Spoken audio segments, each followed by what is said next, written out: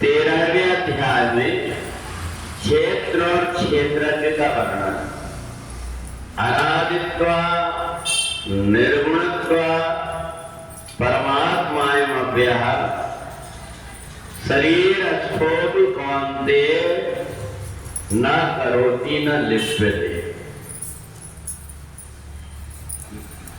शरीर के अंदर जो रहने वाली आत्मा है, जीवात्मा है, ये हमको बार बार ये ज्ञान कराती है कि मैं शरीर में रह करके भी निर्लिप्त रहती हूँ। जब मेरे को जाना रहता है शरीर सब यही छोड़ जाती हूँ।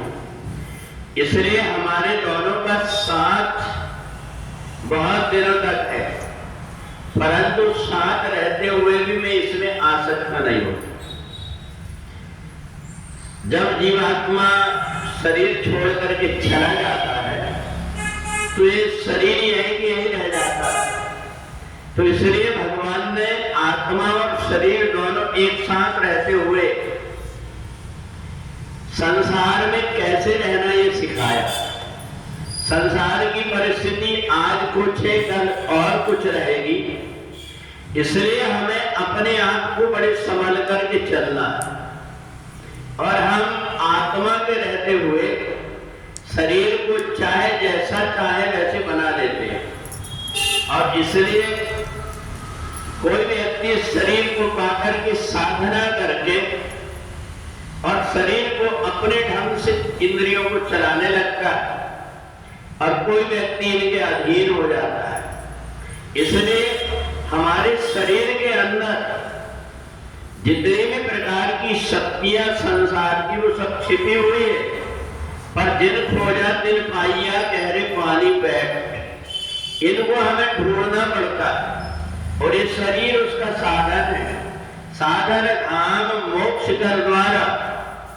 ये शरीर साधना का धाम। शरीर कहता है ऐसा भोजन जो जीव में तो अच्छा लगता है, परंतु अंदर जाकर के गड़बड़ी पैदा करता है। इस भोजन को करोगे तो रोग तुम्हें घेर लेगा, परंतु जीव मानती नहीं। चाहे कितनी भी शुगर बढ़ी हो, मीठा देख करके खाने के लिए फिर मन होने लगता है। तो इसलिए ये जो इंद्रियां, शरीर को भले कष्ट हो रहा हो, परंतु ये इंद्रियां अपने आप मन को खींचते रहती है। जबकि गले से नीचे उतरा कोई भी भोजन और वो सब अवशिष्ट बन जाता, मल बन जाता है, परंतु फिर भी व्यक्ति जीव के स्वाद के लिए ऐसा भोजन करना चाहता है। अगर कहीं भोजन देख करके हुआ तो बहुत से व्यक्ति मुंह बनाने लगते, क्या उन्हें आज पसंद का नहीं हुआ। इसलिए पसंद का नहीं हुआ, उसमें तेज नमक नहीं, बहुत सारा तेल नहीं, चटपटा नहीं है। इसलिए जब हम अपने ढंग से चलने लगते हैं तो शरीर अपने ढंग से खराब होने लगता है। इसलिए शरीर के रहते हुए इस शरीर को साधने की कोशिश करते हैं। बहुत से ऐसे व्यक्ति हैं जो अपने जीवन में लहसुन और प्याज छोड़ दिए, उनको कभी याद नहीं आता। बहुत से ऐसे व्यक्ति हैं जिन्होंने नमक छोड़ दिया, बहुत से ऐसे व्यक्ति हैं जिन्होंने उबला खाना शुरू कर दिए, परंतु ये सब हम तब करने की कोशिश करते हैं जब बीमार पड़ जाते हैं, शरीर के अंदर की क्षमता समाप्त हो जाती है। इसलिए जब तक ये शरीर है तब तक की साधना कर लेना चाहिए।